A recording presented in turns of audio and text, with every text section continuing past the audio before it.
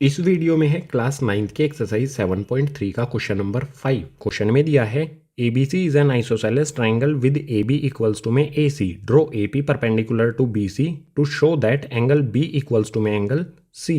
हमें एक isosceles triangle दिया गया है ABC जिसकी AB और AC ये साइड एक दूसरे के इक्वल हैं। इसमें हमें AP परपेंडिकुलर ड्रॉ करना है BC लाइन पर। उसके बाद हमें शो करना है कि एंगल B और एंगल C एक दूसरे के इक्वल है। सो जो भी इंफॉर्मेशन दी गई है उसका सबसे पहले एक फिगर बना लेंगे। मैं बना लेता हूँ एक ABC ट्राइंगल। ये हो गया हमारा एक ABC ट्राइंगल जिसमें AB और AC ये वाली साइड AB और ये वाली साइड AC एक दूसरे के इक्वल है। इन पर मैंने सिंगल मार्क कर दिया है। अब हमें AP परपेंडिकुलर ड्रॉ करना है BC पर।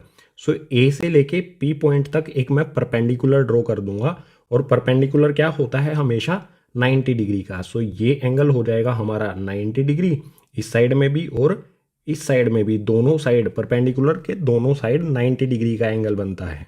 ये हमारा फिगर बन गया। अब गिवन में हमें क्या दिया गया है, AB और AC एक दूसरे के इक्वल है। AP परपेंडिकुलर है BC पर। इसको हम गिवन में लिख लेंगे। AB इक्वल्स टू में AC आ जाएगा। इसके बाद सेकेंड पॉइंट क्या है, AP perpendicular to BC। AP जो है वो BC पर परपेंडिकुलर है। अब एंगल B और एंगल C को हमें अगर शो करना है कि ये एक दूसरे के इक्वल है तो क्या करना होगा। देखो सिंपल है बिल्कुल।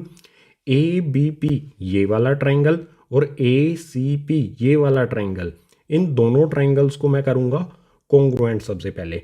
सो यहाँ पर मैं लिखता हूँ इन ट्राइंगल, फर्स्ट वाला हमारा ट्राइंगल हो गया ABP एंड ट्राइंगल सेकंड वाला ट्राइंगल होगा हमारा ACP। इन दोनों ट्राइंगल्स को हमें कॉन्ग्रुएंट करना है तो हमें इन दोनों ट्राइंगल्स में 3 पॉइंट ढूंढने हैं। सबसे पहला पॉइंट हो जाएगा हमारा APB ये वाला एंगल और APC ये वाला एंगल, ये एक दूसरे के इक्वल हैं। सो यहाँ पर मैं लिखता हूँ APB इक्वल्स टू में एंगल APC। दोनों एंगल क्या है, 90 डिग्री के हैं। सो ये हो जाएगा बोथ 90 डिग्री। रीज़न भी हमने इसका साथ में लिख दिया। अब सेकंड पॉइंट पर आ जाते हैं। ये वाला ट्राइंगल हमारा ABP, इसमें हमारी साइड AP और ये वाला ट्राइंगल हमारा ACP, इसकी साइड AC, ये एक दूसरे के इक्वल हैं। गिवन में आप देखो यहाँ पर हमें दिया गया है AB और AC एक दूसरे के इक्वल हैं। सो यहाँ पर सेकंड पॉइंट हो जाएगा हमारा AB इक्वल्स टू में AC। इसका रीज़न क्या होगा, ये हमें गिवन है तो रीज़न में भी गिवन ही आ जाएगा। थर्ड पॉइंट पर आ जाते हैं। थर्ड पॉइंट देखो बिल्कुल सिंपल है।